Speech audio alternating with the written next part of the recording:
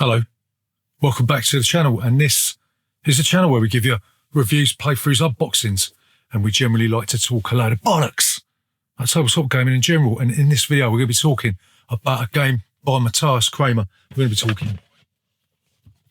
be talking about Glen More. In this game you'll be taking the role of a clan leader. You'll be rearing sheep, you'll be rearing cows, you'll be placing castles into your domain in order to score victory points that will allow you to win the game. So in this video, we're going to be giving you a very brief overview of the rules. We'll be telling you what we do like, what we don't like. Then we'll come back and we'll tell you whether or not Glen More is worth your time and bother 12 years after it was first released in 2010. So remember, if you're new here, please consider subscribing to this channel. Leave a comment in that section down below, and we'll see you after this. Bollocks. So, Glen More, how'd you play this game? So Glen More is a tile-laying game in the vein of games like Carcassonne. Also, the central mechanism is like a rondel thing called like the chain, right? It's a bit weird. The youngest player is going to place their meeple on any space on the chain. Then the other players in clockwise order are going to do the same. You're going to take the 0 stack tiles, you're going to place them in front of the first player. You've got to make sure that the space behind the last player is always vacant, right? That's one of the main rules you've got to remember in this game. If you don't remember that, you're an idiot. Each player's going to get a starting tile. You're going to put a meeple on the starting tile, and each player is going to get 6 coins to buy stuff with, because that's usually what you use coins for, isn't it? So what you're going to do in this game, the active player is going to take their meeple, who is always the player in last place, regardless of whether or not you've just had a turn, right? You're going to take your meeple, you're going to place it on any tile that's in front of you. You'll take the tile, and then you'll place it in your tableau, play area type thing. Tiles have to be placed orthogonally adjacent to an existing tile, and there's also some caveats as to where you can place it and where you can't place it. If a tile's got a road on it, you can match the road to road. If it's got a river on it, you can match it river to river. If it's got none of that, then you can place it wherever you want, as long as it doesn't touch a road or a river. Okay, simple, isn't it? So once you've placed it, all the adjacent tiles, including the ones that are diagonally adjacent, become active, as long as you've got one of your meeples that is orthogonally touching it, right? You might be able to activate a sheep tile, and this will give you 1 sheep cube, because sheeps are usually cubes, right? You might get a cattle that gives you a brown cube. You might get forest or wheat that give you green or yellow cubes, and you'll place the resources directly on that tile. So there's also other tiles that do something special. When you activate them, you've got a butcher, you can trade in different resources for victory points. If you've got a tavern, then you just get a number of victory points for activating a tile, because everybody loves celebrating the fact they can get absolutely slaughtered out of their mind. Or if you place a dwarf, which is a village, you get a clan member to put on that tile. You also get to move that meeple or another meeple 1 space, and this is how you position your clan members around so that you can activate different tiles, yeah? So there's also the distillery, and this allows you to trade in a wheat for a whiskey. And also there's other special buildings like different castles and stuff that instruct you to take the tile, and you'll get a one-time benefit for doing so. So you might activate the Castle of Moyle, which allows you to take 1 whiskey. You might have the Castle of May. It says when scoring, every chieftain next to your tableau is counted twice.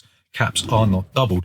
You'll see on these special tiles in the bottom right-hand corner, you've got caps, and this is used for scoring and final scoring, right? So there's also lock tiles that you might want to dip your toe into. So you might end up activating Lock More, and it says at the end of the game, score 2 victory points for every green tile. Or you might end up activating Lock Locky, and it says immediately take any 2 resources and place them on Lock Locky. So there's loads of different types of tiles, loads of different things that can be activated, and loads of nice juicy stuff to put under your bed. So as soon as the last tile of each stack is placed on the chain, then you'll do a bit of scoring. You'll score whiskey stores, you'll score chieftains and caps. You get a chieftain by activating a dwarf, and you get the option of pulling a clan member off and elevating them to the grand status of chieftain, and you just chuck them to the side and they just sit there drinking a load of piss water. So you get points for chieftains and caps, and you get points for the number of special place cards. You know those cards that we talked about earlier that give you the 1-shot bonus?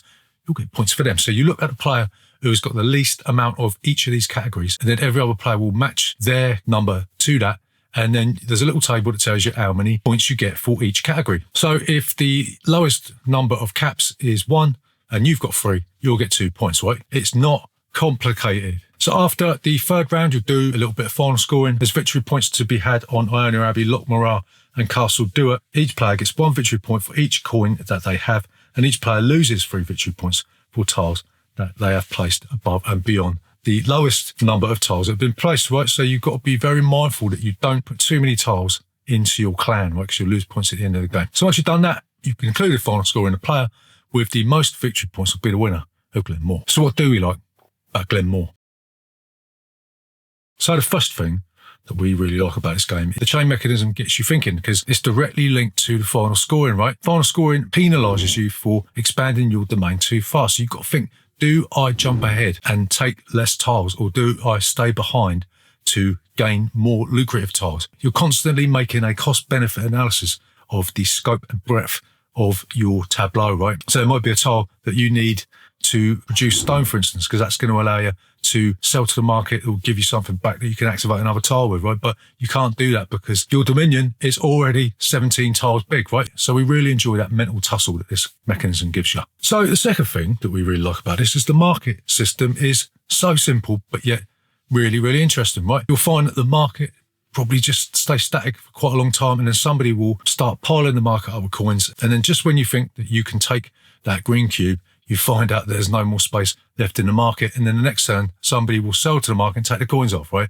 So once again, there's a subtle nuance in the market where you can actually block people from getting the resources they need simply by buying up all the shit that they don't want. So the final thing that we really like about this is that these special tiles spice the game up. If those locks and castles and those special tiles weren't in there, then this game would probably seem more drier than it actually is. It would be like a bowl of couscous without any water, right? The fact that this game contains those really nice nuggets of unexpectedness and sort of quite powerful one-time special abilities is really, really welcome. So what don't we like about Glen More?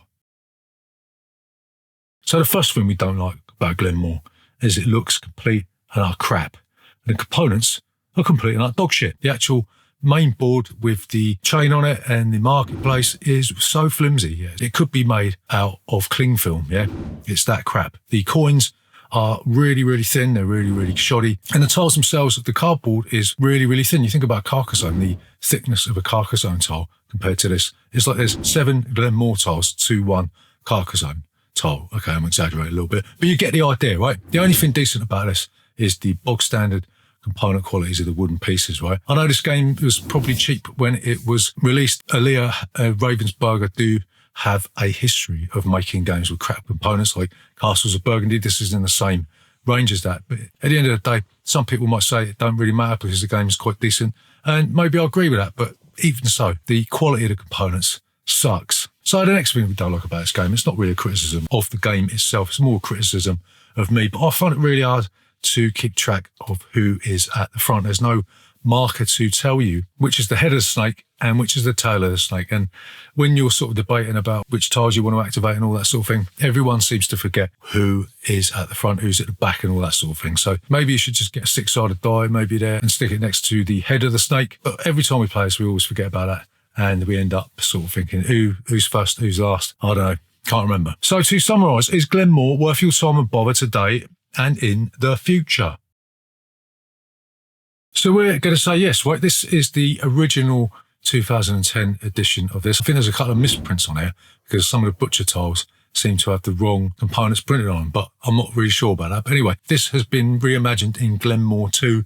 It's essentially the same game with some mini expansions bunged in, and it's like 55 quid. We looked at that and I thought, there's no way I'm paying that when you could pick up Glen More for about 20 quid second hand. So we did that, and we're not really that disappointed in it because it is a solid Euro game. The chain rondelle mechanism is really, really interesting. You've got to be very mindful about how far ahead you're going to go or how far back you're going to go, right? You've got to balance the size of your estate with how many resources you need to produce, right? The component quality is off the charts dog shit. It really is disappointing component quality. But when you're dealing with a dull, essentially themeless Euro, some people would argue that that doesn't really matter. If you can get past that and you do enjoy these Castles of Burgundy style dry Euros that really exist inside your mind rather than on the table, then Glen More could be a solid addition to your collection of miserable looking ball games. So there you go, this Glen More. Remember, if you're newer, please consider subscribing to this channel. Leave a comment in that section down below, will you? Hit the like button, subscribe and all that shit, and we'll see you next Tuesday.